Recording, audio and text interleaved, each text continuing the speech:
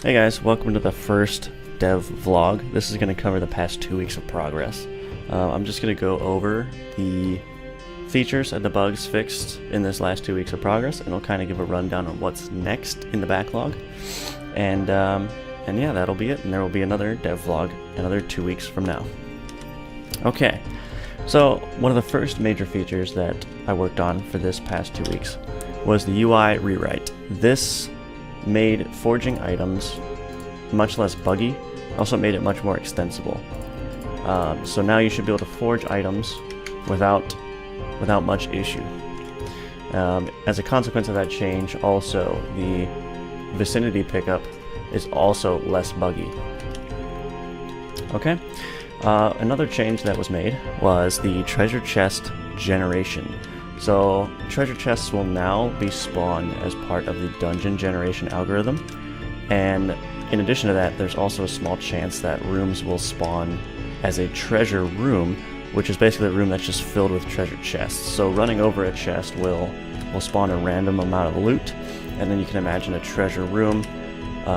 You'll have just a ton of chests to run over and collect loot from.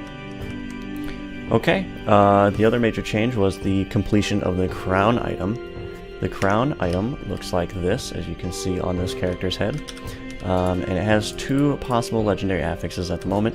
It has projectile, which makes you able to shoot a charm in a projectile in a straight line. And it also has a pulse, which is it pulses in an area around the character and charms all enemies. This change required a small change to the logic of the enemy state. But enemy state should now be in general more robust and easier to control. And basically what the charm does is you charm an enemy and they slowly walk towards you and they don't do anything else. They just walk towards you. They can't attack and they can't use abilities, etc. Okay, as you can see on the ground here, there's a spear item now. This is the next item that is not complete yet, but development has started on it. It is a spear.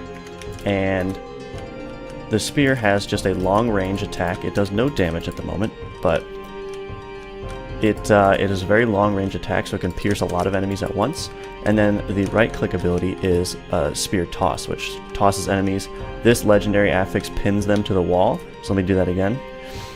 That is still a work in progress. It's still pretty buggy, but and then the other legendary affix is going to be a multi-projectile where you can throw, I'm thinking, 3 spears at once.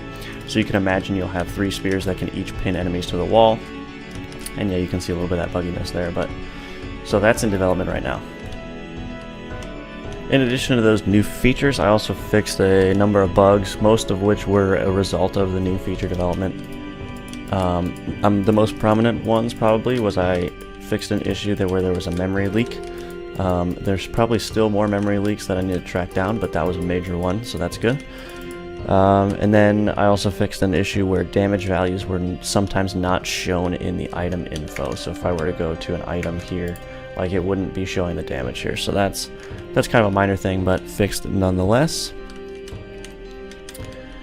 And that's it for this past 2 weeks of development. So I'm gonna switch over to the Trello board now and go through the backlog and kind of discuss next steps for this next 2 weeks. Okay, so here's the Trello board. So in the done column is everything that I covered in the video. For the next 2 weeks, we're going to be looking at the remaining items. I'm hoping to get all of these items completed in the next 2 weeks. We have an axe, we have the spear, which is in progress. We have chainmail, leather, black plate armor, and a plate helm. So those will all need unique abilities as well as 2 affixes for each one, which is also one of the in progress cards here. And then looking farther down the line in the backlog, we have some decorative tiles that I want to use in the dungeon generation. And then we also have some new art assets to implement, including a forge art asset, which is going to look way nicer than the Ghoul placeholder that's there. And then we have some performance related things, instancing on a thread, and then pathfinding on a thread as well. Okay, so that's the plan for the next 2 weeks, and then in the future a little bit.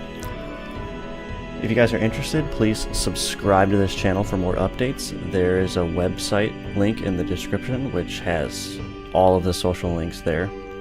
There's also my Twitch link, which I stream development of this game on weekdays. And then there's also a subreddit, so if you guys want to discuss the game, post comments, feedback, questions, anything, there's that for you. Alright, thanks for watching. That was the past 2-week recap. Be sure to watch out in the next 2 weeks for the next recap. Alright, thanks for watching, guys. See ya.